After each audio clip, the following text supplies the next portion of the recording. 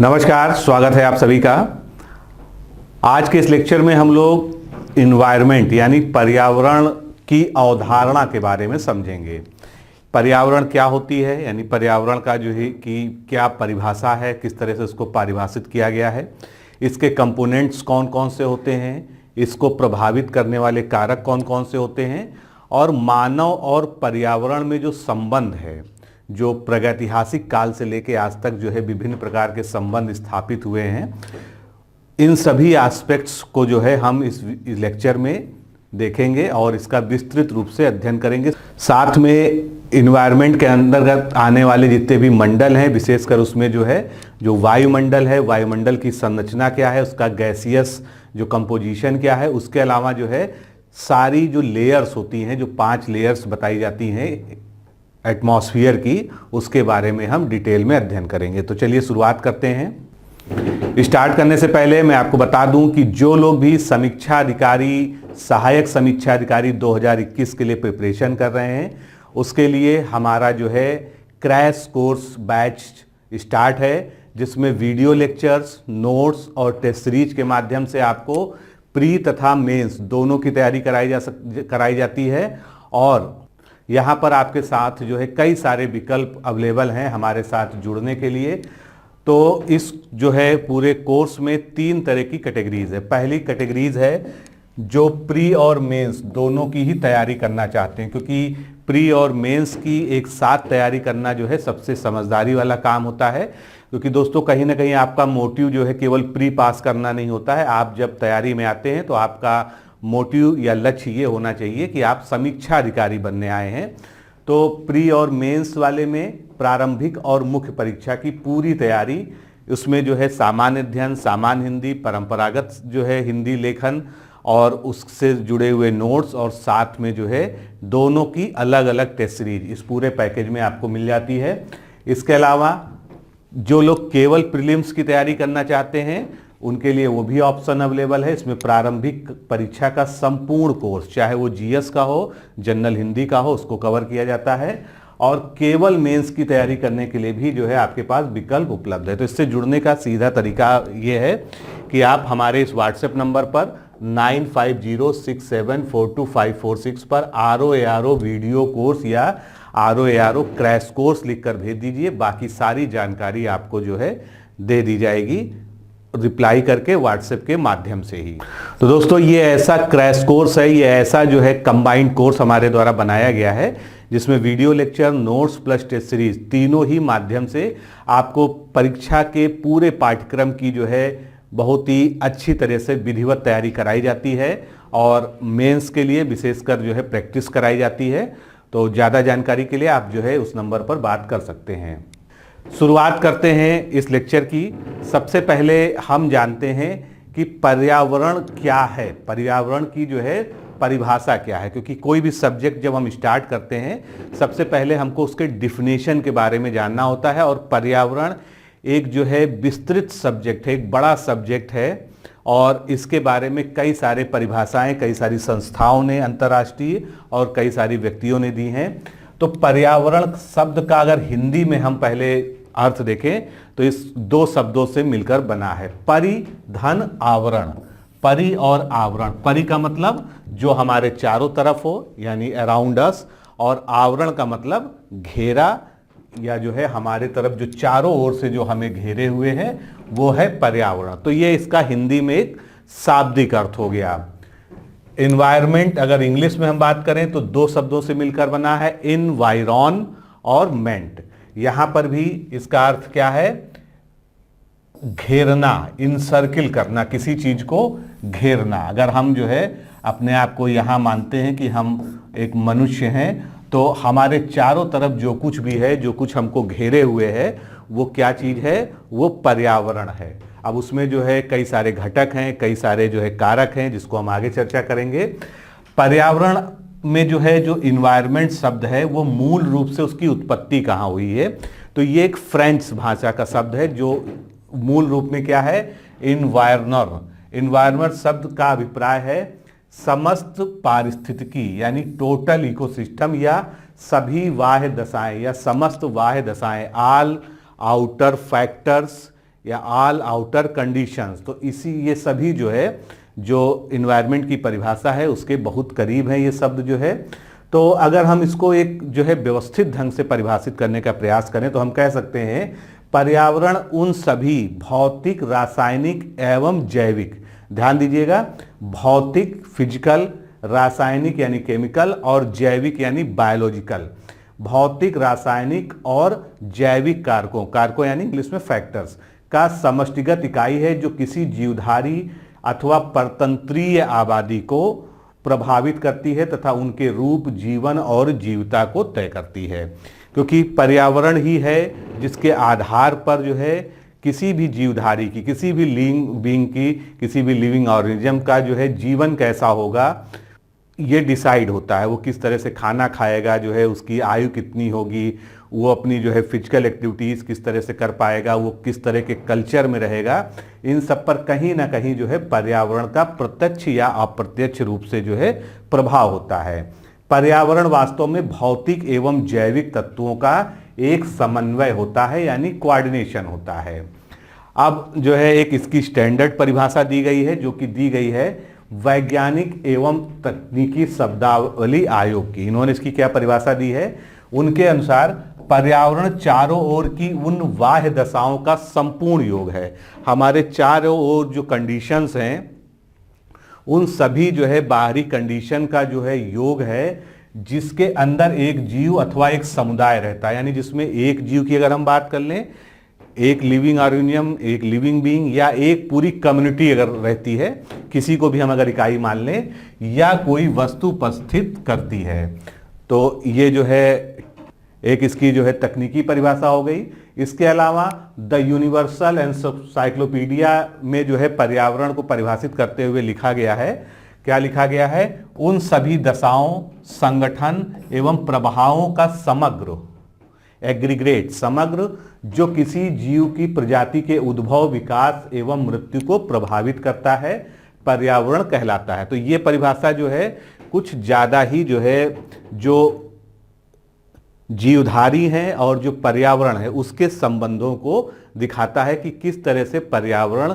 जीवन को प्रभावित करता है, किसी जीवधारी के पूरे जीवन पर किस तरह से असर डालता है। फिटिंग जो कि एक जो है इन्वायरमेंटलिस्ट हैं, काफ़ी जो है फेमस, उन्होंने पर्यावरण के लिए लिखा है कि जीवों के पारिस्थितिकी कारकों का योग क्या कहलाता है? पर्यावरण कहलाता है। यानी सभी जीवों के जो चारों तरफ जो है जो इकोसिस्टम या इकोसिस्टमैटिक फैक्टर्स हैं उनका जो संपूर्ण योग है वो क्या है? वो पर्यावरण है।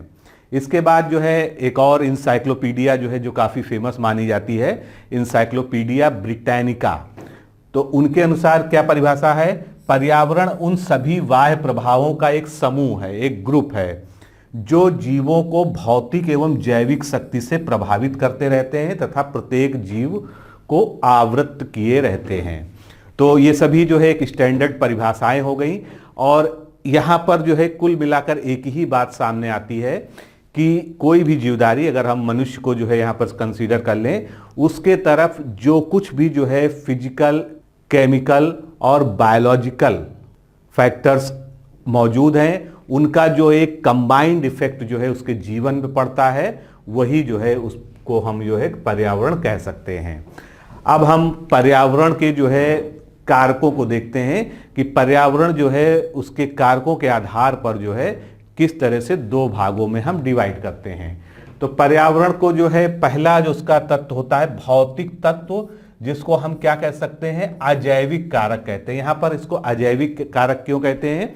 क्योंकि इसमें जो है कोई भी बायोलॉजिकल एंटिटी शामिल नहीं है। यहाँ पर सारी जो है चीजें फिजिकल हैं, जैसे कि स्थल मंडल, वायुमंडल और जल मंडल, ये सभी क्या है? ये फिजिकल फैक्टर्स हैं इन्वायरमेंट के। तो इसको हम जो है फिजिकल या एबायोटिक इन्वायरमेंट कह सकते हैं। ये पहला प्रकार हो गया।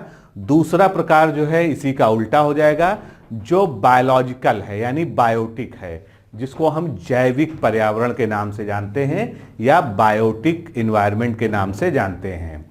तो फिर से आते हैं हम फिजिकल या एबायोटिक इन्वायरमेंट की बात करते हैं। तो जो अजैविक पर्यावरण है इसको तीन बड़े मंडल में हम बांट सकते हैं। तीन मंडल कौन से हो गए? स्थल मंडल, वायुमंडल और जल मंडल।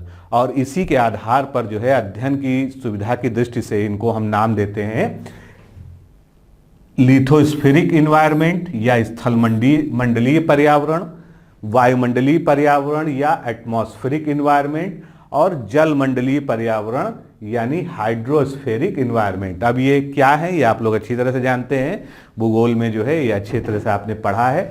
स्थल मंडल यानी जो कुछ भी आपके सामने स्थल पे मौजूद है, वायुमंडल जो कुछ जो है हमारे एटमॉस्फेयर में जिसमें विशेषकर जो है गैसें होती हैं, जल मंडल जिसमें जो है जितना भी पृथ्वी पर जल वाला भाग है वो सब कुछ आ जाता है। अब हम जैविक कारकों की तरफ चलते हैं। तो जैविक कारक जो है मुख्य रूप से दो प्रकार के हैं। एक तो वनस्पतियां, पेड़ पौधे जिनको हम जो है प्रोड्यूसर कहते हैं, जो अपना भोजन स्वयं बनाने में सक्षम हैं और इस पूरे जो है पृथ्वी ग्रह का अगर देखें तो भोजन उन्हीं के द्वारा आता है। तो इसको हम क्या कहते हैं? वानस्पतिक पर्यावरण कहते हैं, जिसको इंग्लिश में हम फ्लोरा कहते हैं। और जंतु पर्यावरण जिसमें सारे एनिमल्स आ जाते हैं, जिसमें मानव भी आ जाता है, इसको हम फॉना इन्वायरमेंट कहते हैं। तो ये दो भागों में विभाजित हो गया, फ्लोरा इन्वायरमेंट एंड फॉना इन्वायरमेंट। आगे बढ़ते हैं। अब पर्यावरण के कंपोनेंट्स यानी इसके संगठक क्या क्या है, किन किन चीजों से मिलकर जो है पर्यावरण बनता है। तो पर्यावरण की संरचना किन जो है फैक्टर से या जो है कंपोनेंट से होती है। तो इसको हम तीन बड़े भागों में बांट सकते हैं। जिस तरह से हमने पीछे बांटा था लगभग वही पैटर्न है। पहला हमारा हो जाएगा भौतिक या अजैविक संगठन। यहां पर भी सारी फिजिकल चीजें आ जाएंगी। इसको हम इंग्लिश में कहेंगे फिजिकल और एबायोटिक कंपोनेंट, यानी इसमें जो है कोई भी बायोलॉजिकल कंपोनेंट नहीं है। जैसे कि स्थान, भू आकृति, कोई भी जलाशय, जलवायु, शैल, मृदा, खनिज, संपत्ति, ये सभी क्या है? ये सभी भौतिक या अजैविक संगठक हैं, एबायोटिक कंपोनेंट्स हैं। दूसरा जो है बायोटिक कंपोनेंट्स हो गए। बायोटिक कंपोनेंट में तीन बड़े जो है पर्यावरण में जो है कंसीडर किए जाते हैं, तीन बड़े कंपोनेंट्स। एक तो मनुष्य होता है, हालांकि मनुष्य जंतु में ही आता है, लेकिन यहाँ पर पर्यावरण में मनुष्य को एक अलग तरह से देखा जाता है, क्योंकि पर्यावरण में जो मनुष्य का रोल है वो अन्य जंतुओं से अलग है। तो मानव, जंतु और वनस्पति, जंतु और वनस्पति जो हमने फौना और फ्लोरा की बात की थी, तो ये हमारे सब क्या हो जाएंगे? बायोटिक कंपोनेंट्स हो जाएंगे। इसके बाद जो है तीसरा कंपोनेंट जो पर्यावरण का होता है, जिससे पर्यावरण चलता है, जो पर्यावरण को जो है गतिशीलता प्रदान करता है, वो है हमारा एनर्जी कंपोनेंट। तो इसको हम जो है सौरिक या भूतापीय, ये दो तरह के जो है मुख्य एनर्जी जो है कंपोनेंट्स होते हैं, ऊर्जा संगठक होते हैं। सौरिक यानी सौर से मिलने वाली एनर्जी और भूतापीय ऊर्जा, ये जो है इसमें आ जाते हैं। तो इस तरह से हमने देखा कि पर्यावरण के जो कंपोनेंट्स हैं उनको हमने जो है विभाजित किया। आगे बढ़ते हैं हम जो है। अब पर्यावरण का वर्गीकरण बहुत तरीके से किया जा सकता है, लेकिन कुछ जो है जो टर्मिनोलॉजी आपके एग्जाम पॉइंट ऑफ व्यू से इंपॉर्टेंट है, पहले हम उस पर चर्चा करते हैं। तो भौतिक पर्यावरण, जैसे कि हमने पीछे भी बात की, फिजिकल एनवायरनमेंट जिसको हमने एबायोटिक एनवायरनमेंट भी कहा। तो फिजिकल एनवायरनमेंट क्या है? इसके अंतर्गत सभी अजैविक तत्व, सभी एबायोटिक फैक्टर्स जो है सम्मिलित किया जाता है। जैसे जलवायु है, जल राशियां हैं जिसमें तालाब, नदियां, समुद्र सब कुछ आ जाएगा, तापमान भी इसमें आएगा, आर्द्रता भी आएगी। तो ये सभी क्या है? फिजिकल एनवायरनमेंट के पार्ट हैं। दूसरे तरह का एनवायरनमेंट जो है, जो बड़े हेड में आता है, वो है कल्चरल एनवायरनमेंट या सांस्कृतिक पर्यावरण। तो पृथ्वी पर मानव द्वारा निर्मित पर्यावरण, जैसे कि नृजात यानी जो है मनुष्य की जो है जातियां जो है, भाषा, धर्म, रीति रिवाज, जीवन शैली, ये सभी किस में आ जाता है? सांस्कृतिक पर्यावरण में आ जाता है। यानी जो मनुष्य के द्वारा जो है सांस्कृतिक जो है सभ्यता के लिए जो संस्कृति या जो है जीवन शैली का विकास किया गया है, उनमें जो चीजें आती हैं जिसको हम कल्चरल एस्पेक्ट कहते हैं आप लाइफ का, वो सभी जो है कल्चरल एनवायरनमेंट में पढ़ी जाती हैं, आती हैं। तीसरा जो है जैविक पर्यावरण हो गया, जिसको हम बायोलॉजिकल या बायोटिक दोनों ही नाम से जो है पुकार सकते हैं। तो बायोलॉजिकल या जैविक पर्यावरण के अंतर्गत मानव, पशु पक्षी तथा वनस्पति इत्यादि जो है शामिल किए जाते हैं। अगला एक पर्यावरण का प्रकार है जिसको हम संज्ञात पर्यावरण कहते हैं, कॉग्निटिव इन्वायरमेंट, संज्ञात पर्यावरण। तो अपने संसाधनों का उपयोग करने में जो प्रतिमा मानव के मन में आती है उसे हम संज्ञात पर्यावरण कहते हैं। यानी कि संज्ञात का मतलब यहाँ पर क्या हुआ कि मानव जो है प्रकृति द्वारा प्रदत्त जो है विभिन्न साधनों का प्रयोग करता है, और उस साधनों का प्रयोग या उसको दोहन या उसका जो है उपभोग, कोई भी शब्द ले लें, क्योंकि तीनों ही शब्द का जो है अगर देखें तो परिभाषा अलग अलग होती है। तो जो है उपयोग करने में मानव के मन में जो है प्रतिमा आती है कि हम इस चीज़ का दोहन कैसे कर रहे हैं या इस प्राकृतिक संसाधन का उपयोग कैसे कर रहे हैं, इस रिलेशन का जो पूरा अध्ययन होता है वो कॉग्निटिव इन्वायरमेंट या संज्ञात पर्यावरण में होता है। एक और पर्यावरण जो है होता है जिसका नाम होता है परिचालन पर्यावरण, जिसको ऑपरेशनल इन्वायरमेंट कहते हैं। तो इसकी जो है बेसिकली क्या परिभाषा हो जाएगी, वे सभी तत्व जो जैविक पदार्थों तथा जैव को प्रभावित करते हैं, यानी जो बायोलॉजिकल फैक्टर्स को इफेक्ट करने वाले पदार्थ हैं। जैसे कि एक वायरस हो गया, वायरस क्या होता है, बहुत ही जो है स्मॉल एंटिटी है, मतलब इतना सूक्ष्म जीव है कि उसको किसी भी तरह से नंगी आंखों से तो देखा ही नहीं जा सकता और साधारण माइक्रोस्कोप से भी नहीं देखा जा सकता है, लेकिन उसके बावजूद ये हमारे जीवन को प्रभावित करता है। इसीलिए वायरस को भी परिचालित पर्यावरण का तत्व एवं भाग माना जाता है। यानी वो सभी फैक्टर्स जो हमारे जीवन में जो है किसी न किसी प्रकार जो है जीवन के परिचालन में अपना प्रभाव छोड़ते हैं, वो सभी जो है परिचालन पर्यावरण के अंतर्गत आते हैं। जिसका अभी आपने वायरस के टर्म्स में आपने रिसेंट जो है देखा, पूरी दुनिया ने देखा, कोविड-19 ने कैसे जो है पूरी मानव सभ्यता को जो है प्रभावित किया। आगे बढ़ते हैं। अब पर्यावरण का डिवीजन हो गया, पर्यावरण के जो है प्रकार हो गए। पर्यावरण की मुख्य विशेषताएं क्या हैं, क्योंकि आज का जो हमारा लेक्चर है वो पर्यावरण की पूरी अवधारणा पर ही है। आज हम कोई जो है पारिस्थितिकी में इंटर नहीं करेंगे, पूरा जो है आज हमारी जो वो है वो केवल पर्यावरण की अवधारणा के बारे में है।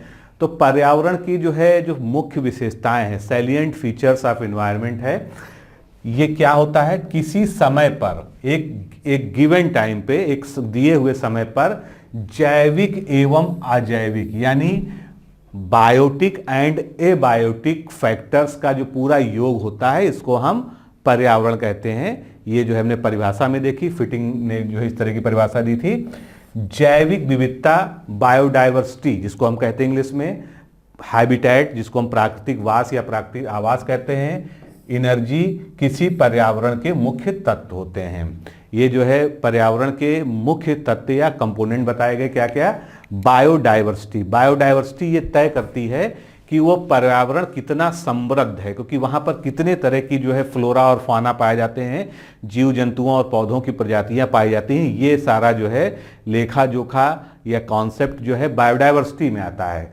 फिर प्राकृतिक वास कैसा होगा जो है जीव जंतुओं का, और ऊर्जा, क्योंकि ऊर्जा के बिना कोई भी परितंत्र, कोई भी सिस्टम, इकोसिस्टम संचालित नहीं हो सकता है। तो ये जो है प्रकृति के जो है या इन्वायरमेंट के जो है मेजर कंपोनेंट्स हैं, मुख्य तत्व हैं। पर्यावरण में समय तथा स्थान के साथ परिवर्तन होता रहता है, ये भी जो है अपने आप में एक यूनिवर्सल ट्रूथ है।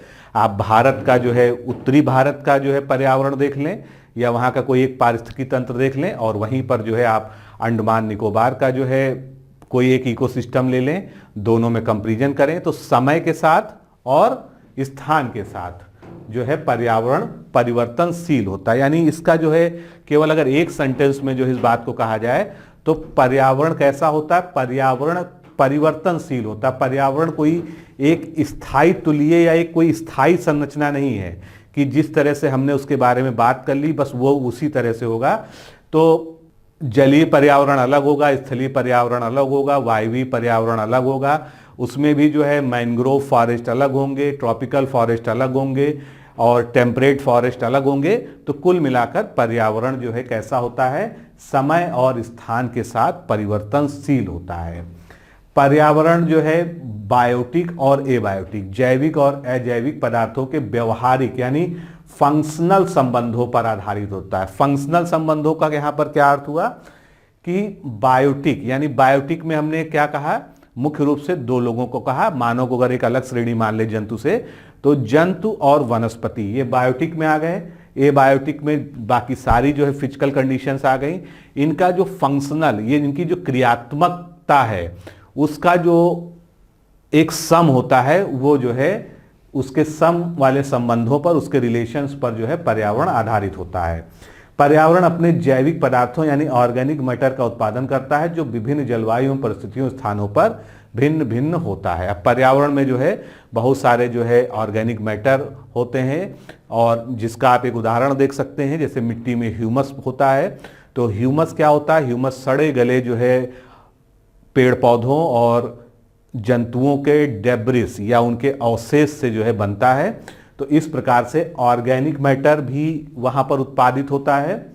पर्यावरण की कार्यवाही या फंक्शनिंग ऊर्जा संचार पर निर्भर करती है, क्योंकि अभी हमने पहले भी बात की कि पर्यावरण जो है वो ऊर्जा से ही संचालित होता है। उसका सबसे मुख्य स्रोत क्या है, सौर ऊर्जा। सूर्य से ऊर्जा पौधे प्राप्त करते हैं जो प्रोड्यूसर या उत्पादक कहे जाते हैं। वो जो है भोजन बनाते हैं, कार्बोहाइड्रेट बनाते हैं फोटोसिंथेसिस के माध्यम से। उनको जो है कुछ और जीव खाते हैं, उनको कुछ और जीव खाते हैं जिनको हम उपभोक्ता कहते हैं। तो उपभोक्ता भी कैटेगरी वाइज होते हैं, प्राइमरी, सेकेंडरी, टर्सरी। उसके ऊपर जो है अपघटक होते हैं जिसको हम डिकम्पोजर्स कहते हैं। वो जो है एनिमल और प्लांट की बॉडी को डिकम्पोज करके जो है फिर जो है सिंपल ऑर्गेनिक मैटर में तोड़ देते हैं। मतलब प्रोटीन को जो है वो क्या करेंगे, अमीनो एसिड में तोड़ देंगे, कार्बोहाइड्रेट को जो है सिंपल ग्लूकोज में तोड़ देंगे।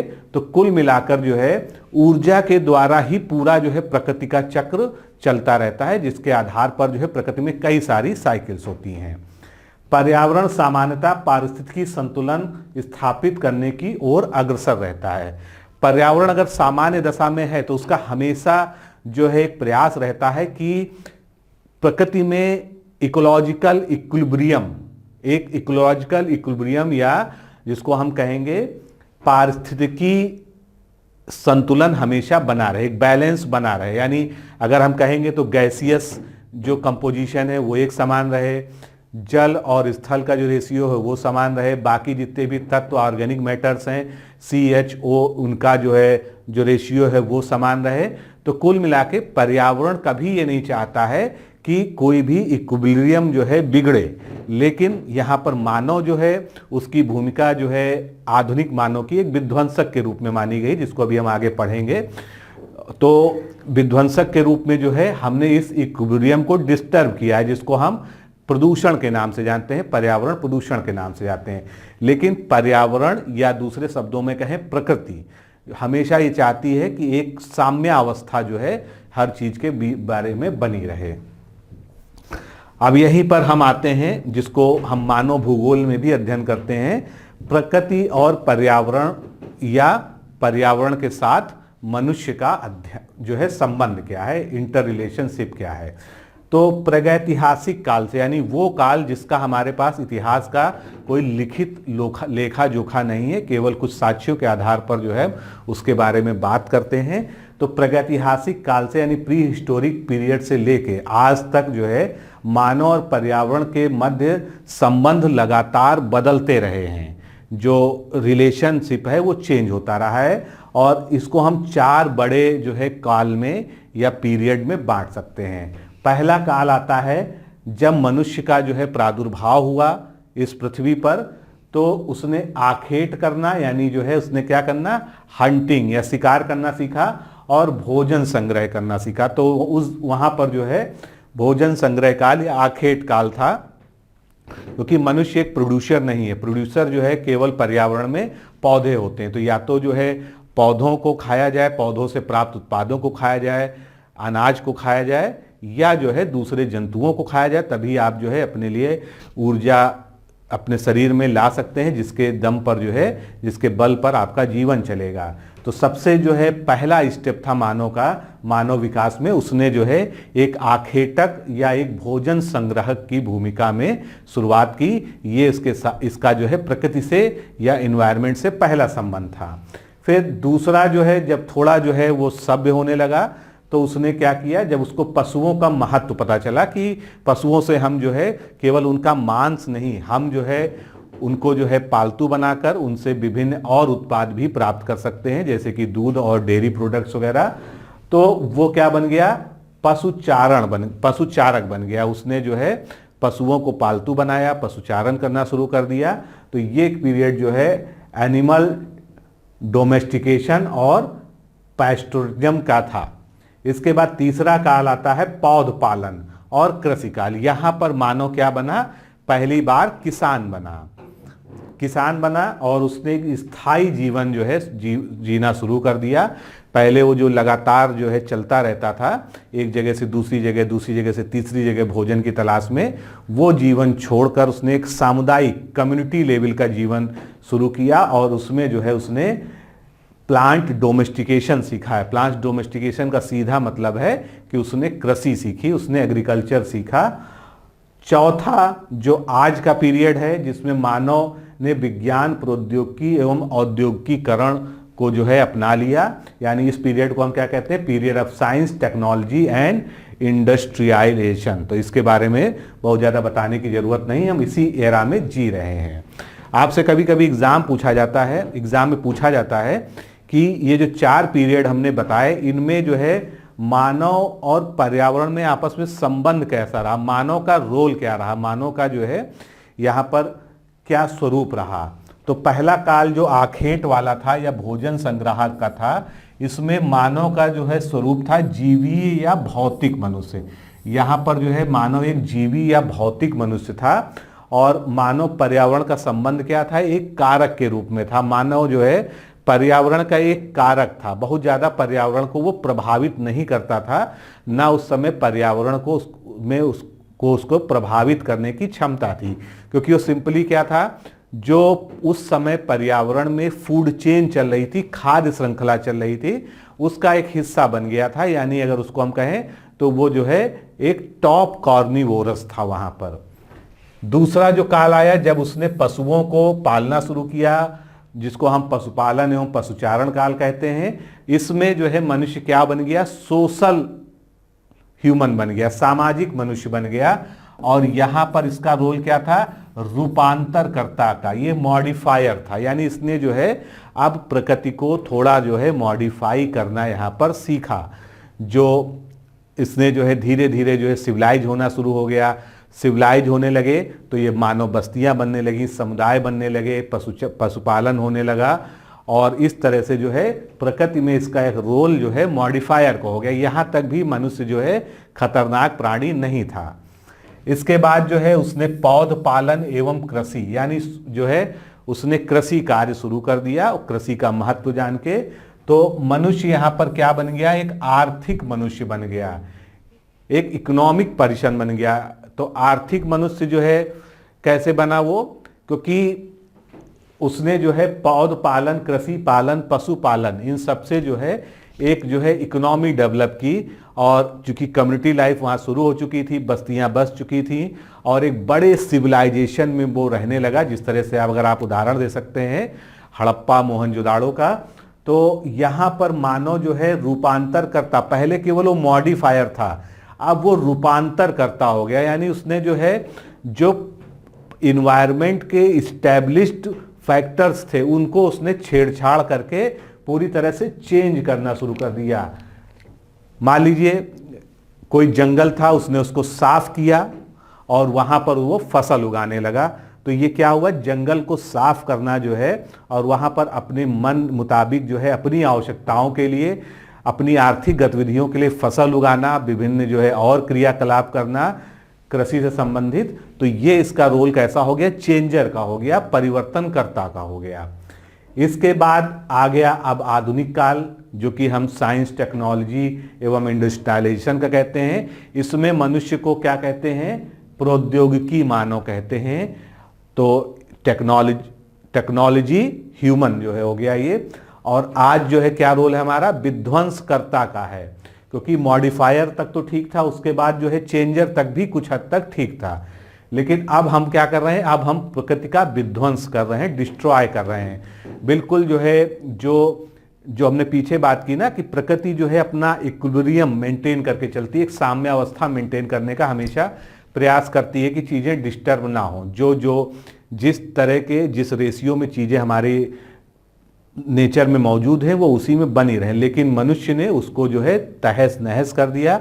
इसका एक सबसे बड़ा उदाहरण आप देख सकते हैं कि औद्योगिक क्रांति के समय जो है CO2 का क्या परसेंटेज था गैसेस पूरे इन्वायरमेंट में, और आज की डेट में क्या परिवर्तन हुआ कि वो जो है बढ़ गया है। इसी तरह से बाकी बहुत सारे जो है परिवर्तन हुए हैं, बहुत सारे पोल्यूटेंट जो है मनुष्य ने जन्म दिए हैं।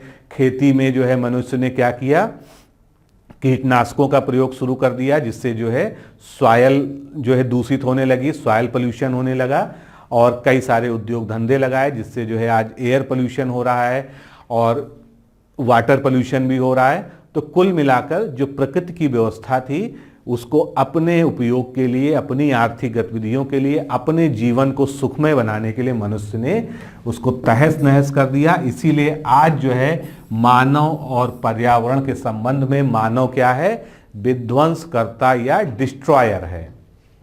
आगे बढ़ते हैं।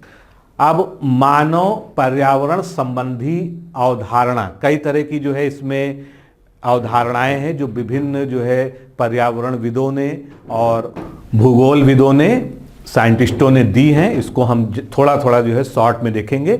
मुख्यतः इसमें जो है आपसे कौन सी अवधारणा किसने दी है और उसका जो है मूल क्या है, मूल थीम क्या है, इसके बारे में आपसे पूछ लिया जाता है।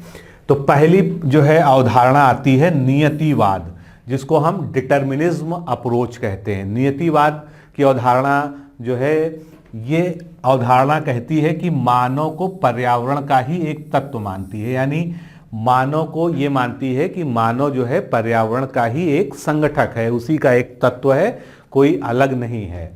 इसके जो है जो प्रतिपादक हैं या इसके जो सपोर्टर हैं इस अवधारणा का, उसमें हम्बोल्ट का नाम, रेडजेल और कार्ल रिटर जैसे जो है नियतवादी भूगोलवेत्ताओं ने मानव जीवन को प्रकृति पर पूर्णतया निर्भर बताया है। यानी उनका कहना है कि मानव का जो जीवन है वो प्रकृति पर पूरी तरह से निर्भर है, बिना प्रकृति के मानव जीवन की कल्पना नहीं की जा सकती है।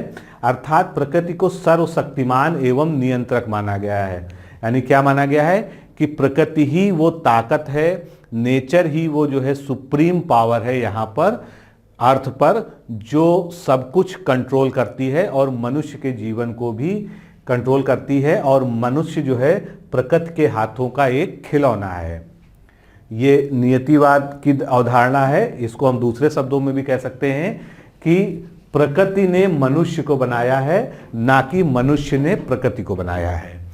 इस सिद्धांत का प्रभुत्व जो है 1920 तक बना रहा, यानी ये जो है तब तक ये थ्योरी पॉपुलर रही जब तक इसके अगेंस्ट और थ्योरीज नहीं आई। और इस अवधारणा को निश्चयवाद भी कहते हैं। ये प्रश्न आपसे पूछा जा चुका है एग्जाम में, इसको ध्यान रखिएगा।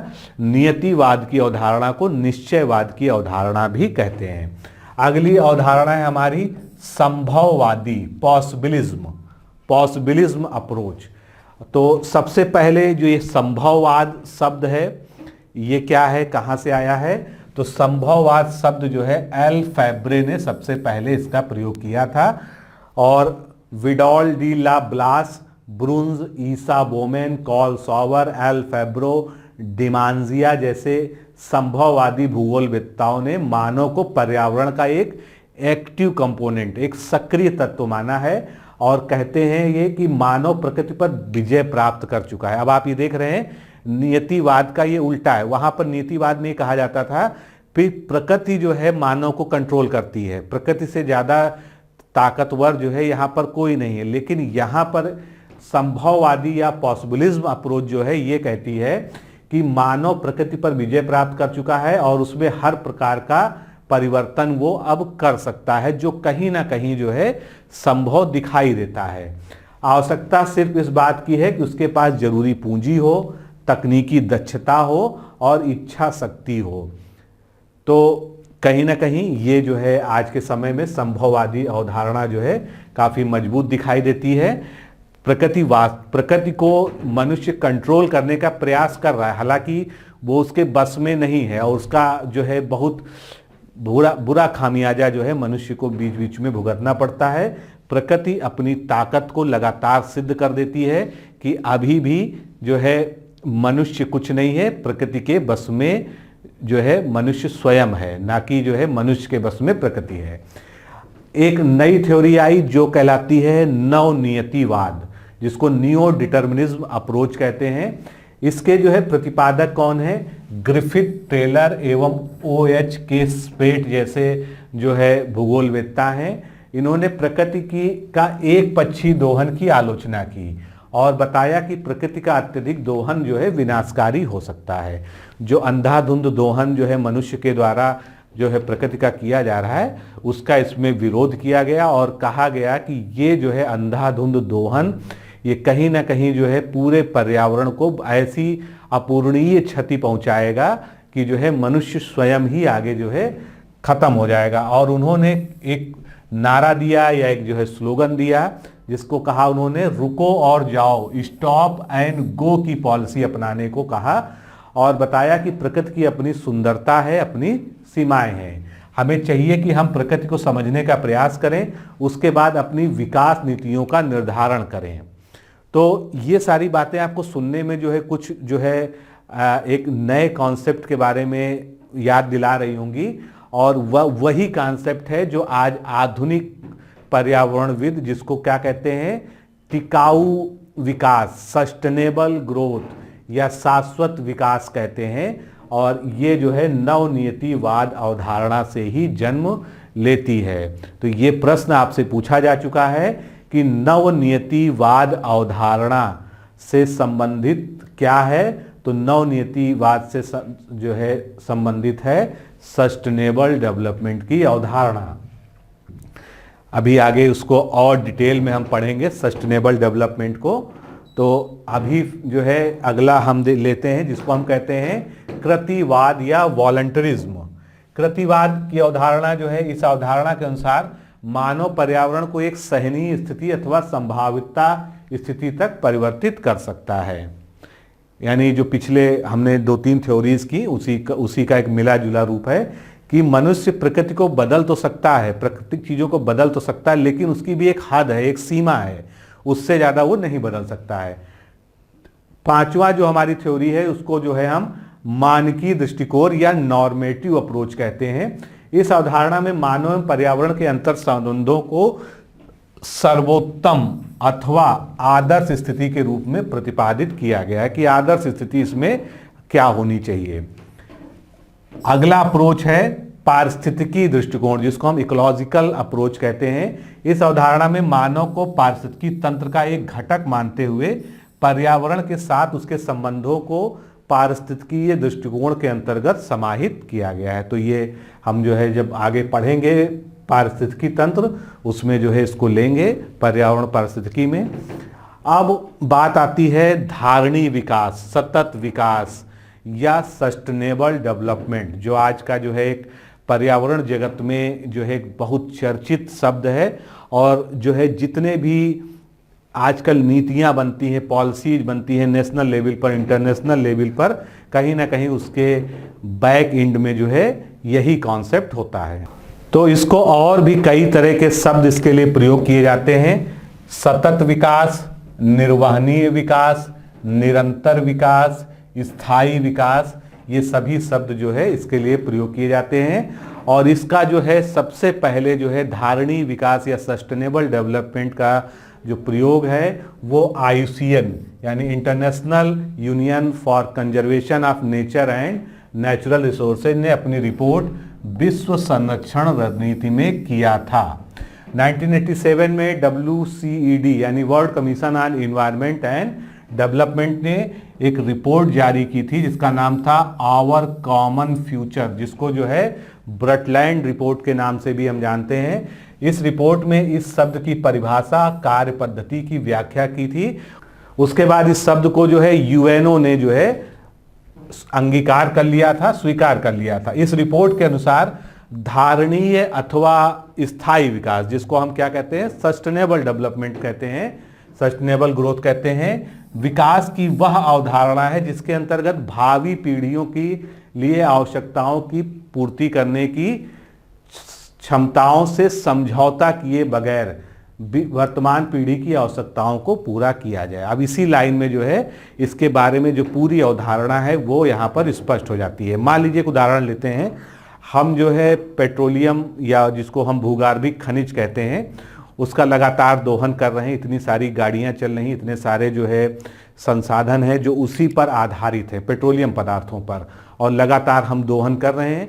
और अगर हम इसी स्पीड से दोहन करते रहे तो निश्चित रूप से आगे जो है 50-100 सालों में जो है ज़मीन में पेट्रोलियम पदार्थ ख़त्म हो जाएंगे।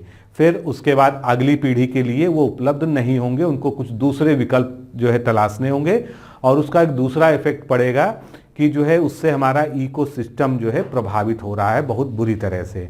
तो धारणीय विकास या सस्टेनेबल डेवलपमेंट का कॉन्सेप्ट क्या है?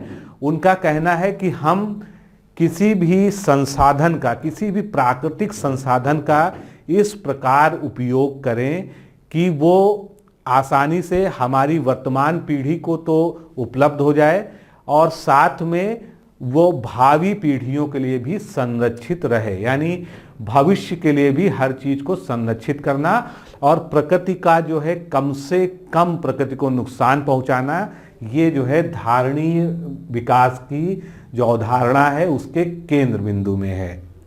अतः पर्यावरण की सुरक्षा के बिना विकास को निर्वहनीय नहीं बनाया जा सकता है। आर्थिक विकास और पर्यावरण सुरक्षा के बीच एक वांछित संतुलन बनाना ही निर्वहनीय या टिकाऊ विकास है।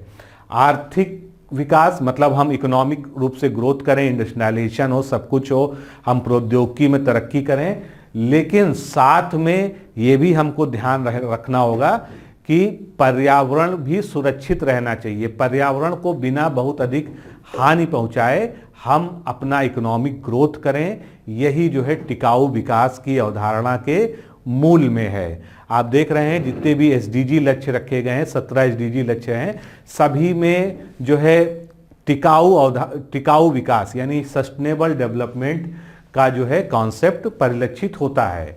वर्तमान में धारणीय विकास एक भूमंडलीय दृष्टिकोण बन गया है, यानी ये ग्लोबल दृष्टिकोण है। ये किसी एक देश का, एक सरकार का की चिंता का विषय नहीं है, ये जो है ग्लोबल अप्रोच है। 1992 में जो पृथ्वी सम्मेलन हुआ था, जिसको हम रियो सम्मेलन के नाम से जानते हैं, उसमें एजेंडा 21 घोषित किया गया था, जिसको रियो घोषणा भी कहते हैं।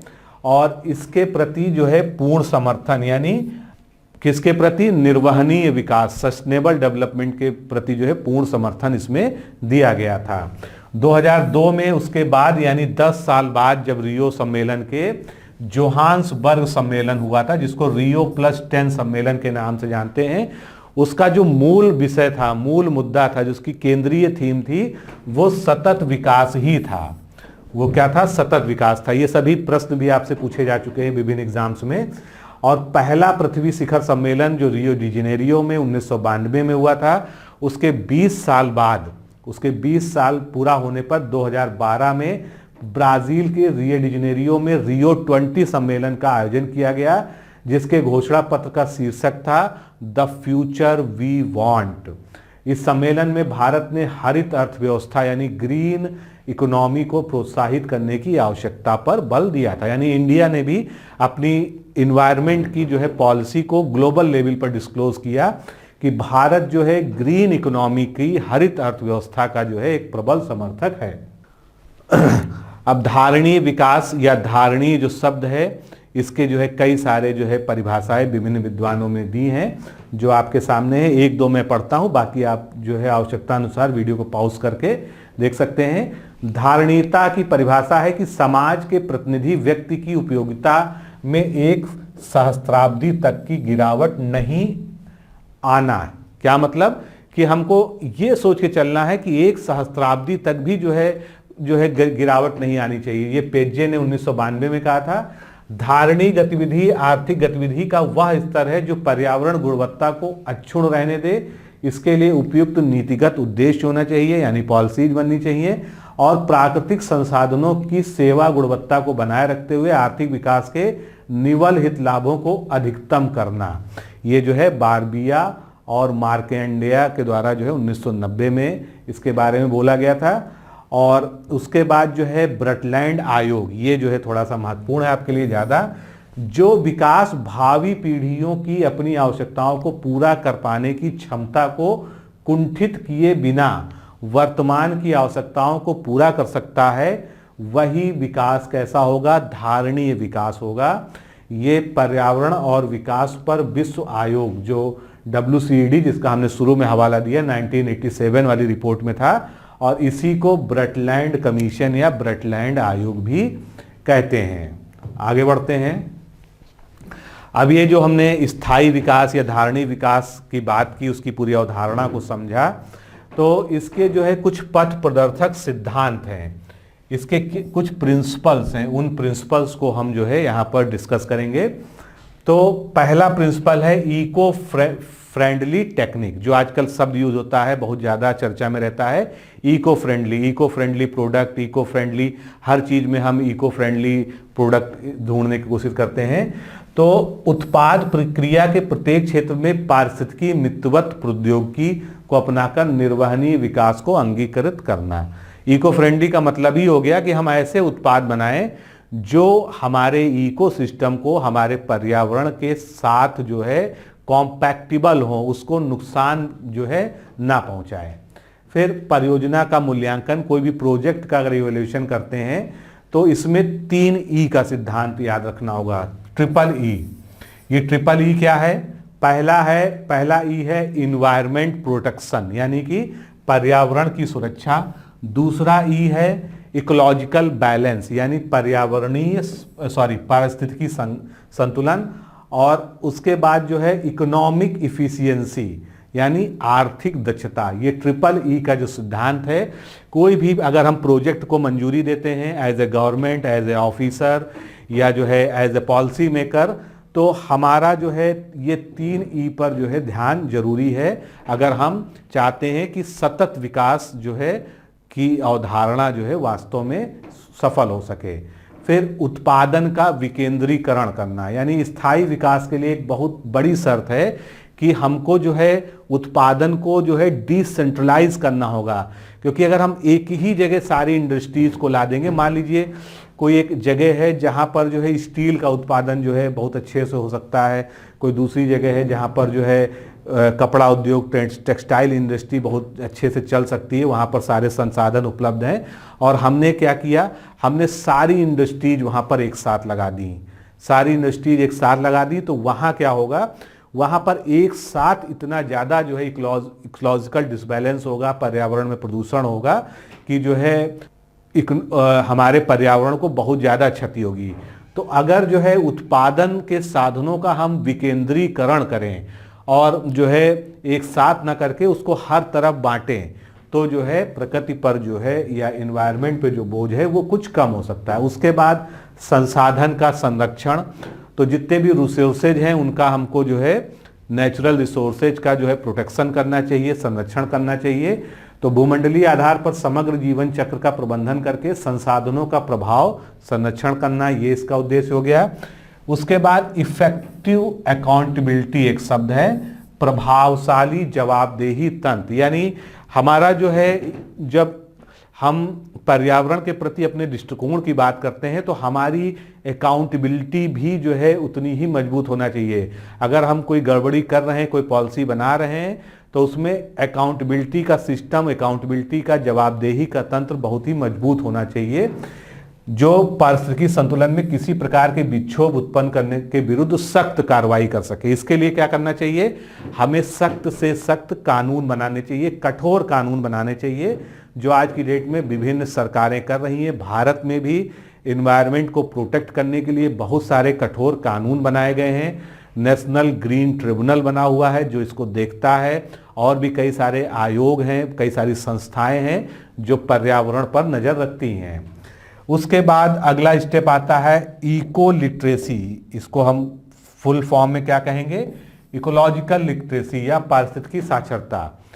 तो जितने भी लोग हैं मनुष्य में जो है, उन सभी को ये पता होना चाहिए कि पर्यावरण का कॉन्सेप्ट जो है क्या है और पर्यावरण का संरक्षण हम कैसे कर सकते हैं। उनके मन में जो है इसके प्रति चेतना उत्पन्न करना जो है इको लिटरेसी का जो है मूल उद्देश्य है। स्थायी विकास पर प्रभावी जनमत निर्माण में पर्यावरणविदों, सामाजिक कार्यकर्ताओं और एनजीओज की सहायता करना, ये इसका अगला स्टेप हो गया।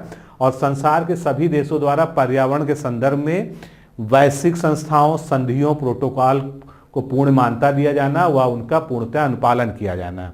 तो इसमें भी जो है बहुत सारे कदम उठाए गए हैं। अगर देखा जाए तो रियो सम्मेलन से लेके आज तक बहुत सारे प्रोटोकॉल्स, बहुत सारी संधियां, बहुत सारे जो है अंतर्राष्ट्रीय संगठन बनाए गए हैं, जिसमें लगभग सभी देश जो है अपना प्रतिनिधित्व करते हैं। और जैसे कि पेरिस समझौता है, क्योटो प्रोटोकॉल है, और वहीं पर जो है आप देखिए कुछ जो है जो बड़े देश हैं, जो आर्थिक महाशक्ति हैं, वो उनका विरोध भी करते रहते हैं, उनसे जो है अलग भी हो जाते हैं।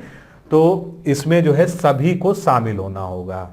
सतत विकास मानव एक संतुलित विकास की बुनियाद है। इसके मूलभूत विचारों के अंतर्गत जो है मल्टी डायमेंशनल जो फैक्टर्स हैं उनको समाहित किया जाता है, जैसे कि नवीकरणीयता यानी रिन्यूएबिलिटी, सब्स्टिट्यूशन या प्रतिस्थापन, अंतर्निर्भरता, इंटरडिपेंडेंट, अनुकूलनशीलता, एडॉप्टेबिलिटी और संस्थागत प्रतिबद्धता, इंस्टीट्यूशनल कमिटमेंट। अगर ये सारे कारक जो है एक साथ जो है अच्छे से और अच्छे मन से जो है लागू किए जाएं किसी भी प्रोजेक्ट के लिए, तो जो है जो धारणीय विकास की अवधारणा है वो जो है और अच्छे तरीके से जो है पर्यावरण के संरक्षण में मदद कर सकती है।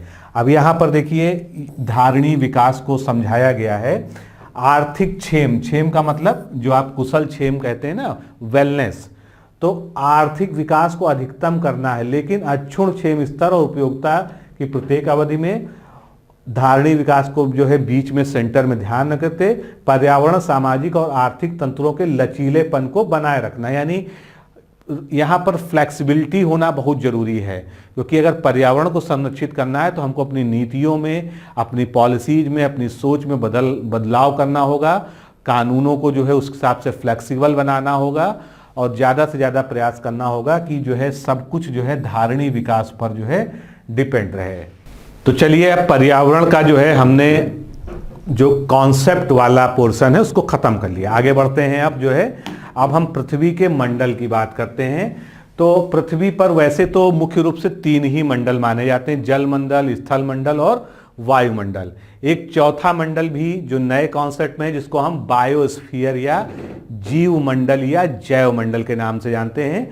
तो किसी बुक में आपको 4 मिल जाएंगे, किसी में 3 मिलेंगे, लेकिन वास्तविकता में अगर फिजिकल तरीके से देखें तो 3 ही मंडल होते हैं जो अजैविक फैक्टर्स में होते हैं, क्योंकि जैव मंडल जो है वो क्या है, वो जैविक बायोटिक फैक्टर्स में आता है। तो पृथ्वी के धरातल पर 4 मंडल, थल मंडल, वायुमंडल, जल मंडल और जीव मंडल पाए जाते हैं। ये चारों मंडल एक दूसरे के संपर्क में आते हैं और इनमें से 3 जो है अजैविक होते हैं, जो है एबायोटिक होते हैं। एबायोटिक वाले थल मंडल, वायुमंडल और जल मंडल हैं, और ये तीनों जो है मिलकर जो है जैव मंडल का निर्माण करते हैं, जहां पर कोई भी जीवित प्राणी या जीवित जो है पौधा रहता है। अब सबसे पहला जो है मंडल हमारा है वायुमंडल। वायुमंडल क्या है? पृथ्वी को घेरे हुए गंधहीन, स्वादहीन, रंगहीन गैसों, धूल और वाष्प की एक पतली परत जो पृथ्वी को चारों ओर से कवर किए हुए, उसको हम एटमॉस्फेयर कहते हैं, जो कुल मिला के गैसों का जो है एक जो है बहुत बड़ा सम्मिश्रण है। वायुमंडल की ऊंचाई सागर स्तर से जो है 480 किलोमीटर तक मानी जाती है। 400 किलोमीटर के बाद जो है एक्सोस्फीयर शुरू हो जाता है, जिसके लिए जो है यहाँ तक कहा जाता है कि वो 1000 या 1600 किलोमीटर तक भी जो इसकी ऊंचाई जाती है, अभी आगे हम डिस्कस करेंगे। और वायुमंडल जो है गुरुत्वीय बल यानी जो है ग्रेविटेशनल फोर्स के द्वारा जो है पृथ्वी के चारों ओर रुका हुआ। जो गैसेज है वो कैसे रुकी हुई हैं? क्योंकि पृथ्वी पर जो है ग्रेविटेशनल फोर्स है। जल मंडल, जिसको हम हाइड्रोस्फीयर कहते हैं, धरातल पर पाया जाने वाला कुछ खारा हुआ मीठा जो जल होता है, कुछ में जो है सबसे ज़्यादा खारा ही जल होता है, बाकी सारा मीठा जल होता है जो बचा हुआ पोर्शन है, तो ये जो है हाइड्रोस्फीयर या जलमंडल कहलाता है। सागरों में पाया जाने वाला जल खारा होता है और नदियों में प्रायः जो है मीठा जल या जिसको हम पेय जल भी कह सकते हैं। थल जल तथा वायुमंडल में किसी न किसी मात्रा में जल पाया जाता है, किंतु जल की सर्वाधिक मात्रा सागरों और महासागरों में पाई जाती है। जल 3 अवस्थाओं में होता है, तरल, ठोस और गैस। ठोस का उदाहरण आपका जो है ग्लेशियर्स हैं, जहां पर जो है बर्फ के रूप में होती हैं। तरल जो है सागर, महासागर और जो है बाकी वाटर बॉडीज में होता है। गैस जिसको हम जलवाष्प कहते हैं, वाटर वेपर कहते हैं, वो हमारे एटमॉस्फेयर की गैस का ही एक जो है एक कंपोनेंट होता है, गैस के ही फॉर्म में वहां पर पाया जाता है। जो भूमंडल है उसके 71% भाग पर 70%, 71% कहीं लिखा रहता है, तो भूमंडल के 71% भाग पर जो है जल का फैलाव होता है और शेष लगभग 29% जो है स्थल होता है। जल का लगभग 97.3% जो है प्रतिशत सागरों तथा महासागरों में होता है, यानी ये खारा होता है। अब यहाँ पर जो है गोलार्ध के आधार पर यानी जो है हेमिस्फीयर के आधार पर, तो जो नॉर्थ हेमिस्फीयर है, उत्तरी गोलार्ध है, अगर जो है हम पृथ्वी को देखें तो ये नॉर्थ हेमिस्फीयर है, ये जो है साउथ हेमिस्फीयर है। तो जो उत्तरी गोलार्ध है या नॉर्थ हेमिस्फीयर है उसकी अपेक्षा दक्षिणी गोलार्ध में जल की मात्रा ज़्यादा होती है, यानी यहाँ पर जो है जल की मात्रा ज़्यादा होती है। इसीलिए जो है जो साउथ हेमिस्फीयर है इसको हम और भी क्या कहते हैं, इसको हम जल गोलार्ध के नाम से भी जानते हैं। 2.7% जो शेष जल होता है, बचा हुआ जल होता है, ये धरातल पर है, जिसका अधिकतर भाग जो है हिम के रूप में यानी बर्फ के रूप में, ग्लेशियर्स के रूप में पाया जाता है। थल पर पाया जाने वाला शेष जल नदियों, झीलों, भूगर्भ, जीव तथा मृदा में पाया जाता है। तो ये जो है इसका डिवीजन हो गया। दूसरा मंडल हमारा है लिथोस्फीयर या जिसको हम स्थल मंडल या थल मंडल के नाम से जानते हैं। तो भूपटल जो सैल का बना हुआ है थल मंडल कहलाता है। थल मंडल की मोटाई महाद्वीपों और महासागरों पर अलग अलग होती है, जैसा भी स्थान हो। सामान्यतः महाद्वीपों के नीचे भूपटल की मोटाई लगभग 35 किलोमीटर तक और महासागरों के नीचे लगभग 5 किलोमीटर तक होती है, ये एक औसत है। भूपटल जो है एस्ट्रोस्फीयर पर तैर रहा है। फिर जो एक चौथा हमने कल्पना की है वो क्या है, बायोस्फीयर। बायोस्फीयर अपने आप में कोई जो है मंडल या जो है स्फीयर नहीं है। थल मंडल, स्थल मंडल और जो है वायुमंडल, ये तीनों जहां पर जो है बायोटिक कंपोनेंट से यानी पौधों से और जंतुओं से आपस में मिलते हैं, उस मंडल को हम जो है बायोस्फीयर कहते हैं। तो जिस स्थान पर वायुमंडल, जलमंडल तथा स्थल मंडल मिलते हैं उनको हम जैवमंडल या जीवमंडल के नाम से, बायोस्फीयर के नाम से जानते हैं। अन्य शब्दों में जीवमंडल वह क्षेत्र है जहां जैविक तथा अजैविक मंडलों की पारस्परिक प्रक्रिया होती है। जैव मंडल को पर्यावरणीय मंडल के नाम से भी जानते हैं, इसको ध्यान रखिएगा। अब हम जो है एटमॉस्फेयर को यानी वायुमंडल को थोड़ा डीप में पढ़ेंगे, क्योंकि इसमें जो है कई सारी जो है लेयर्स पाई जाती हैं और उन लेयर्स की कई सारी विशेषताएं होती हैं। तो शुरू करते हैं इसको हम। वायुमंडल, पृथ्वी को चारों ओर से घेरे हुए है वायुमंडल।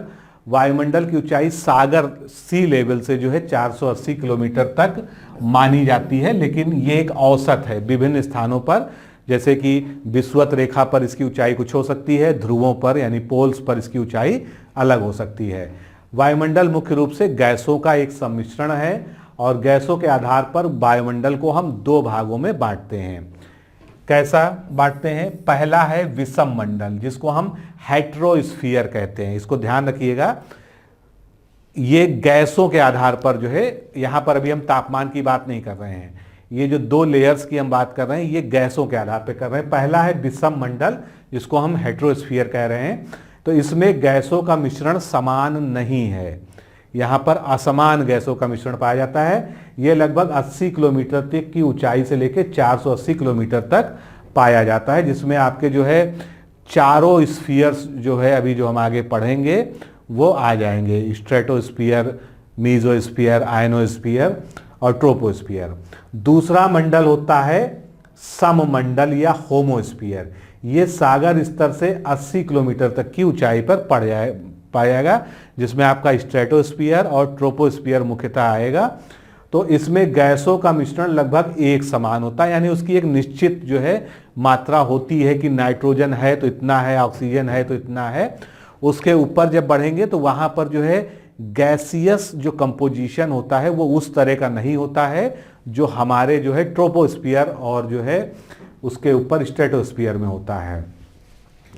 अब वायुमंडल की गैसीय संरचना प्रश्न आता है इससे, और निश्चित रूप से जो है आपको कम से कम जो 4-5 बड़ी गैसें हैं उनके बारे में पता होना चाहिए। तो इसको हम दो तरह से डेटा से देखेंगे, बहुत माइनर डिफरेंस है। एक इधर आप जो देख रहे हैं वो नासा का डेटा है जो थोड़ा सा लेटेस्ट डेटा है, लेकिन ये जो है एनसीईआरटी का डेटा है जिसको आपको आधार बनाकर ही आगे चलना है। तो एनसीईआरटी के आधार पर अगर हम देखें तो नाइट्रोजन जो है सबसे ज़्यादा जो है आयतन में पाई जाती है, जो 78.08 होती है। इसको 78.1 भी हम लोग कह लेते हैं, कहीं कहीं पर इसको 79 लिख देते हैं, वो जो है सही नहीं है। इसको अगर आपको लिखना है तो 78.08 आप लिख सकते हैं इसको। और इसको देखिए यहाँ पर जो है नेसा वाले डायग्राम में 78.084 लिखा गया है। ये जो है नाइट्रोजन का परसेंटेज है, और सबसे ज़्यादा भाग जो है पृथ्वी के वायुमंडल में या एटमॉस्फेयर में इसी का पाया जाता है। दूसरे नंबर पे ऑक्सीजन आती है, जिसके बिना जो है मानव जीवन संभव नहीं है। मानव जीवन जो है ऑक्सीजन पे ही डिपेंड करता है, श्वसन तंत्र इसी से चलता है। तो ऑक्सीजन को हम मोटा मोटा 21% मान लेते हैं। एग्जैक्टली ये जो है 20.95% है। ऑर्गन जो है ये 0.93% है। कहीं कहीं पर इसको राउंड फिगर में 1% भी लिख देते हैं, लेकिन ये एग्जैक्ट 1% नहीं है, 1% से कम ही है। उसके बाद जो है बाकी यहाँ तक समझ लीजिए कि 99% जो है आपका इसमें आ गया। इसके बाद 1% में ये सारी गैसें जा जाती हैं। कार्बन डाइऑक्साइड 0.036, और नेसा वाला जो आपको दिखाने का मतलब था वो यही था कि यहाँ पर आप कार्बन डाइऑक्साइड का जो है कंसंट्रेशन देखेंगे तो 0.407% यहाँ पर दिया हुआ है, जो कि इनके जो है नए मापन के आधार पर है। लेकिन अभी आपको जो है यही फॉलो करना है, 0.036%। उसके बाद नियॉन है, हीलियम है, क्रिप्टो है, जिनॉन है, हाइड्रोजन है। तो ये सब गैसेज जो है अति सूक्ष्म मात्रा में उपस्थित होती हैं। ये जो है इसको अलग चार्ट में मैंने लिख दिया है। इसमें जो है दशमलव के 3-4 अंकों तक जो है, जहाँ तक जो है आप पढ़ना चाहें आप इसको पढ़ सकते हैं, लेकिन आपको मुख्य रूप से शुरुआत की जो 2-3 गैसेज हैं, नाइट्रोजन, ऑक्सीजन, आर्गन और CO2, इसको ही याद रखना है, ये सफिशिएंट है। अब आगे चलते हैं। वायुमंडल का हमने देख लिया गैसियस कंपोजिशन क्या है। अब इसके बाद जो है हमारे जो एटमॉस्फेयर है इसकी संरचना कैसी है, इसका स्ट्रक्चर कैसा है। तो ये एक समान तो होता नहीं है, क्योंकि ये कई सारी परतों पर विभाजित होता है। और ये जो डिवीज़न है, जो हम कहते हैं ट्रोपोस्फियर, स्ट्रेटोस्फियर, मीजोस्फियर, थर्मोस्फियर, और उसके बाद जो है एक्सोस्फियर, ये कैसे बांटा जाता है, कभी आपने इस पर विचार किया है? ये तापमान के आधार पर इसको जो है बांटा गया है। मतलब जैसे जैसे ऊपर बढ़ते हैं, ये तो आपने पढ़ा ही होगा कि जिस तरह से हम ऊपर जाते हैं तापमान में लगातार गिरावट आती रहती है। एक एक्सेप्शन है उसका, जिसको हम अभी डिस्कस भी करेंगे। तो वायुमंडल को तापमान के आधार पर 5 परतों में बांटा जा सकता है। कुछ किताबों में जो है 5वां जो बहिर्मंडल है उसको जो है नहीं माना जाता, उसको जो है थर्मोस्फियर या आयनोस्फियर में ही पढ़ लिया जाता है। लेकिन जो एनसीईआरटी है और जो मतलब एक रिलायबल सोर्सेज है उसके अनुसार जो है 5 परतें होती हैं। क्षोभ मंडल जिसको हम ट्रोपोस्फियर कहते हैं, समताप मंडल जिसको हम स्ट्रेटोस्फियर कहते हैं, मध्य मंडल जिसको हम मीजोस्फियर कहते हैं, ताप मंडल या आयन मंडल जिसको हम थर्मोस्फियर या आयनोस्फियर कहते हैं, और बहिर्मंडल जिसको हम एक्सोस्फियर कहते हैं। अब थोड़ा सा कुछ इसकी विशेषताएं हम जानते हैं, उसके बाद हम एक एक जो है स्फीयर को आगे लेके चलेंगे। तो यहाँ पर आप देख रहे हैं टेम्परेचर लिखा हुआ है डिग्री सेंटीग्रेड में, और ये जो है प्लस का 20 है, यहाँ पे 0 है, इसके बाद से जो है -20, -40, -60, -100, -80 और -100 तक ये जाता है। तो 20 से शुरुआत होती है जहां पर हम रहते हैं, इसको ये माना गया है। ट्रोपोस्फियर जो है 13 से 18 किलोमीटर तक, उसके बाद जो है स्ट्रेटोस्फियर 50 किलोमीटर तक, उसके बाद जो है 80 किलोमीटर तक मीजोस्फियर, उसके बाद 400 किलोमीटर तक थर्मोस्फियर, और 400 से ऊपर चले जाते हैं तो हमारा एक्सोस्फियर हो जाता है। अब यहाँ पर जो है आप देख रहे हैं कि एक शब्द लिखा है ट्रोपोपाउस। ट्रोपोपाउस क्या है? इसी तरह से यहाँ पर स्ट्रेटोपाउस लिखा हुआ है, यहाँ पर मीजोपाउस लिखा हुआ है। तो ये स्फीयर तो सब समझ में आते हैं, पाउस यहाँ पर क्यों लिखा है? इसको जो है क्षोभ सीमा कहते हैं। ट्रोपोपाउस को हिंदी में क्या कहते हैं? क्षोभ सीमा। स्ट्रेटोपाउस को क्या कहते हैं? समताप सीमा। इसी तरह से मीजोपाउस को मध्य सीमा कहते हैं। ये सीमा शब्द क्यों लगा है? सीमा का मतलब है कि ये जो है यहाँ पर एक सीमा बना रहा है, यहाँ पर जाके तापमान स्थिर हो जाता है, यहाँ पर तापमान में गिरावट या बढ़ोतरी कुछ नहीं होती है, यहाँ पर तापमान स्थिर होता है। इसीलिए इसको जो है ट्रोपोपाउस कहते हैं। यहाँ पर फिर तापमान स्थिर हो गया, इसको जो हम स्ट्रेटोपाउस कहते हैं। फिर यहाँ पर मीजोस्फीयर और थर्मोस्फीयर के बीच मीजोपाउस है, जो इनकी बाउंड्री का भी एक तरह से काम कर रहा है। साथ में यहाँ पर तापमान जो है कुछ समय के लिए कुछ किलोमीटर तक स्थिर होता है, उसमें कोई ना बढ़ोतरी होती है ना घटोतरी होती है। तो इसी तरह से मीजोपाउस, स्ट्रेटोपाउस और ट्रोपोपाउस जो है ये जो है सीमांकन किए गए हैं हमारी वायुमंडल की विभिन्न परतों के। चलिए आगे बढ़ते हैं। अब हम बात करते हैं पहली परत क्षोभ मंडल ट्रोपोस्फियर। तो इसकी हम विशेषताएं समझेंगे और इसको बहुत अच्छे से समझिएगा कि क्योंकि क्वेश्चन जो है आपके यहीं से निकल के आते हैं। ये जो है सबसे निचली परत है, इसका विस्तार जो है विषुवत रेखा पर, अगर हम इक्वेटर पे देखें, ये इक्वेटर है, तो इक्वेटर पर जो है इसका विस्तार कितना हो जाएगा? 18 किलोमीटर तक हो जाएगा। और अगर पोल से इसको हम नापेंगे तो ये 8 किलोमीटर तक हो जाएगा। और तीसरी चीज जो है, अगर इसका हम एक औसत निकालें तो औसत इसका कितना आता है? 13 किलोमीटर आता है। तो तीनों ही बातें ध्यान रखिएगा, क्योंकि अगर हम विषुवत रेखा से जो है इस लेयर को नापेंगे तो अलग ऊंचाई आएगी, पोल से नापेंगे तो अलग ऊंचाई आएगी, तो एक औसत ऊंचाई भी हमको पता होना चाहिए 13 किलोमीटर। तो इसका विस्तार विषुवत रेखा पर या इक्वेटर पर 18 किलोमीटर और पोल्स पर 8 किलोमीटर तक होता है। इसमें वायुमंडल की कुल वायु राशि यानी जितनी भी गैसेज हैं वायुमंडल की, उसका लगभग 80 से 90% तक जो है यहीं पर पाया जाता है। कहाँ पर? ट्रोपोस्फियर में पाया जाता है।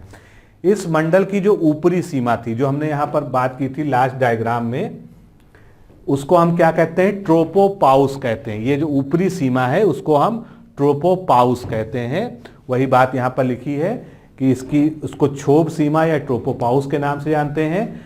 विषुवत वृत्त या इक्विनॉक्स के ऊपर क्षोभ सीमा में हवा का तापमान कितना होता है? 80 डिग्री सेंटीग्रेड होता है। और अगर हम पोल्स के ऊपर बात करें, ध्रुवों के ऊपर, तो ये 45 डिग्री सेंटीग्रेड होता है। यहाँ पर तापमान स्थिर होने के कारण इसे क्षोभ सीमा कहा जाता है। यानी मैंने आपको बताया कि जहाँ जहाँ तापमान स्थित होगा वहाँ पर जो है वो सीमा बन जाएगी, वो उसको हम वहाँ के हिसाब से पाउस कहेंगे। तो यहाँ पर ये ट्रोपोपाउस हो गया।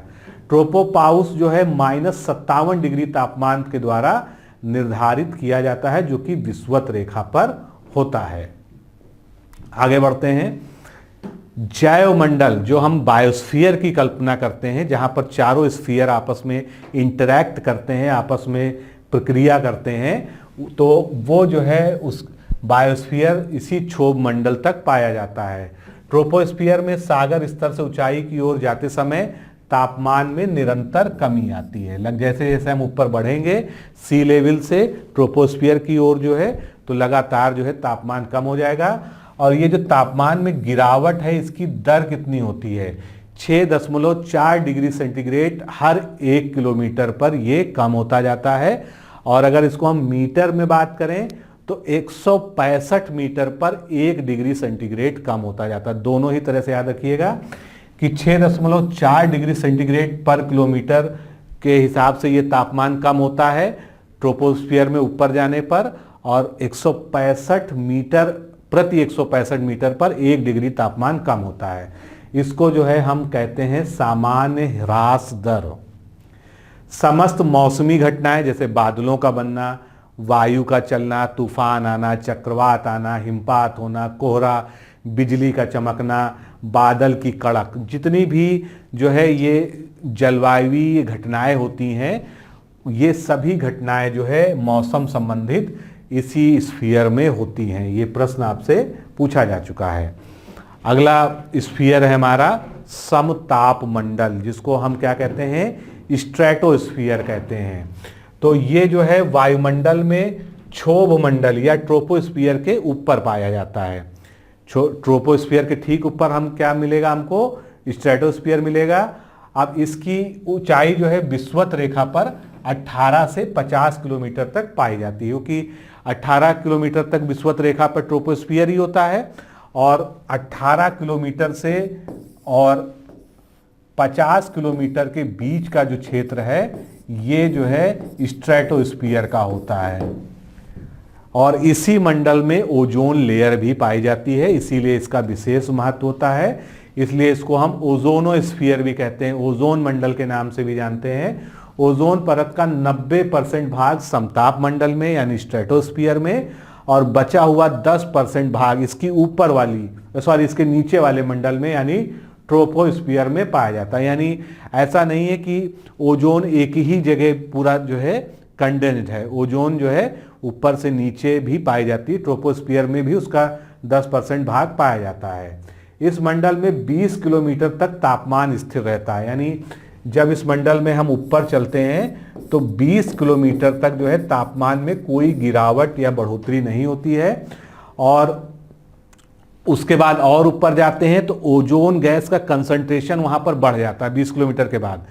तो ओजोन गैस की अधिकता और उसका जो हाई कंसंट्रेशन की वजह से तापमान में वृद्धि होती है। अब ये मैंने आपसे कहा था ना, एक अपवाद हम पढ़ेंगे, तो अपवाद यही है कि सभी मंडलों में जब हम ऊपर की ओर बढ़ते हैं तो तापमान में गिरावट आती है लगातार, लेकिन स्ट्रेटोस्फीयर में तापमान में गिरावट नहीं आती है, उल्टा जो है तापमान स्थिर के साथ में उसके बाद इस तापमान जो है बढ़ने लगता है। बढ़ने का कारण क्या है, ओजोन लेयर, क्योंकि ओजोन लेयर क्या करती है, ओजोन लेयर जो है हीट को एब्जॉर्ब करती है, हीट को ट्रैप करती है, और जो है उससे क्या होता है वहां पर गर्मी जो है बनी रहती है।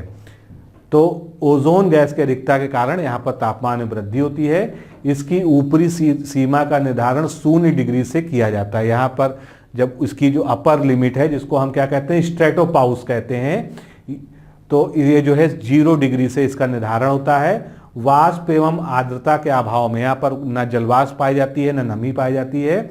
इस मंडल में बादल वगैरह कुछ नहीं बनते, सब जो है नीचे वाले मंडल में ट्रोपोस्फीयर में बनते हैं। ओजोन परत में CFC गैसों के कारण तीव्रता से ह्रास हो रहा है, जिसका जीवों और वनस्पतियों पर विपरीत प्रभाव पड़ रहा है। जहां पर हम ओजोन डिप्लीशन पढ़ेंगे वहां पर इसको और अच्छे से पढ़ेंगे। अब आता है हमारा मीजोस्फीयर, जिसको हम मध्य मंडल कहते हैं। ये नीचे से तीसरी परत होती है और ये समताप मंडल यानी स्ट्रेटोस्फीयर के ठीक ऊपर से शुरू होती है, यानी कि समताप मंडल के ठीक ऊपर 80 किलोमीटर की ऊंचाई तक ये विस्तृत होता है। समताप मंडल को हम मानते हैं कि ये 50 किलोमीटर तक होता है। 50 किलोमीटर के ऊपर चलते हैं तो 80 किलोमीटर तक की ऊंचाई के बीच में जो होता है वो क्या होता है, मीजोस्फीयर या मध्य मंडल होता है।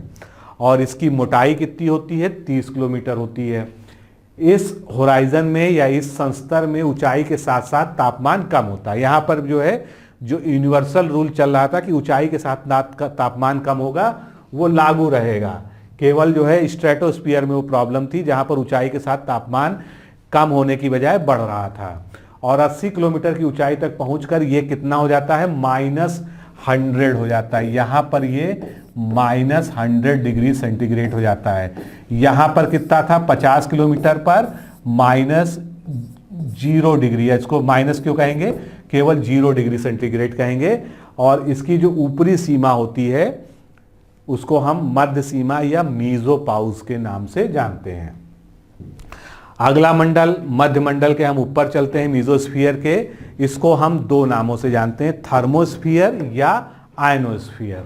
तो इसको हम आयन मंडल भी कह सकते हैं या ताप मंडल भी कह सकते हैं।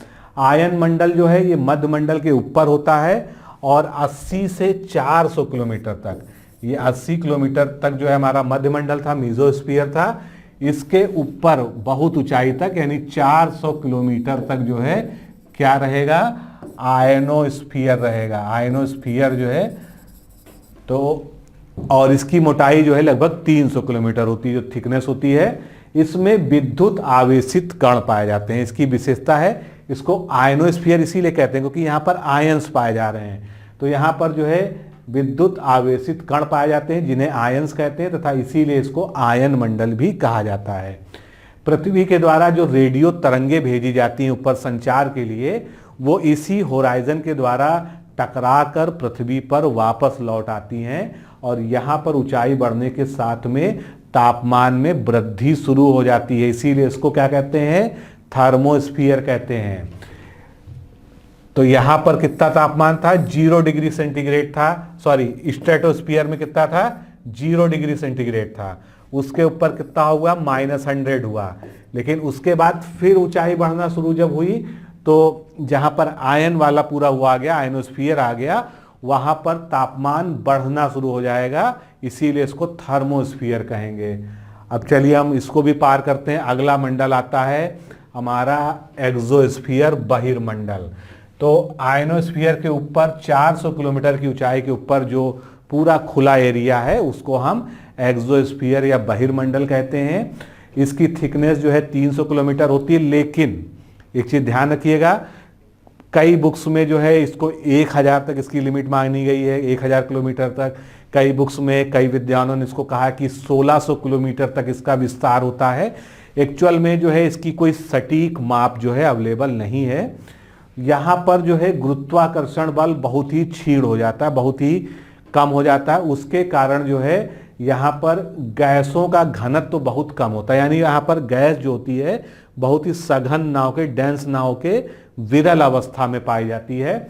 और यह वायुमंडल की सबसे बाहरी परत है जिसके बारे में जानकारी बहुत ज़्यादा उपलब्ध नहीं है। इस परत का विशेष अध्ययन किया था एक साइंटिस्ट ने जिनका नाम था लैमन स्पिट्जर ने, और इसमें उन्होंने हीलियम तथा हाइड्रोजन गैसों की अधिकता के बारे में पता लगाया था। तो ये हो गया जो है आपका बहिर्मंडल के बारे में। अब ये एक डायग्राम है, ये आपको बताता है कि कौन से जो है स्फीयर में क्या क्या एक्टिविटीज होती हैं। तो नीचे देखेंगे, ये हमारा जो है ट्रोपोस्फीयर है। यहाँ पर आपको दिख रहा होगा ये ट्रोपोस्फीयर है, यहाँ पर ट्रोपोपाउस है जो सीमा होती है। तो स्ट्रेटोस्फीयर मतलब ट्रोपोस्फीयर के ऊपर जो है आप देख रहे हैं हवाई जहाज वगैरह उड़ते हैं। उसके नीचे जो है जितनी भी जो जलवायुवी घटनाएं होती हैं, क्लाइमेटिक जो घटनाएं होती हैं जिसमें बादलों का बनना, बिजली कड़कना, बरसात होना, ये सब जो है यहाँ पर इसमें होता है। इसके ऊपर जो है स्ट्रेटोस्फीयर में जो है आप देख रहे हैं वायुयान वगैरह उड़ते हैं और उसके ऊपर धीरे धीरे बढ़ते जाएंगे। आप देखेंगे जो है कि जो मीजोस्फीयर है जिसको हम थर्मोस्फीयर के नीचे जो है मीजोस्फीयर, वहाँ पर आप देख रहे हैं सैटेलाइट्स वगैरह जो है, और ये इस तरह से एक्सोस्फीयर सब पूरा जो यहाँ पर बना हुआ है। तो इसको आप जो है पॉज करके देख लीजिएगा। तो दोस्तों आज के इस लेक्चर में हम लोगों ने वायुमंडल का जो परिचय है, जो इन्वायरमेंट का परिचय है, वो पूरा हमने देखा और काफ़ी महत्वपूर्ण लेक्चर है ये एग्जाम पॉइंट ऑफ व्यू से। तो इसको कंटिन्यू करते हैं, नेक्स्ट लेक्चर में मिलते हैं। आज के लिए इतना ही। नमस्कार, धन्यवाद।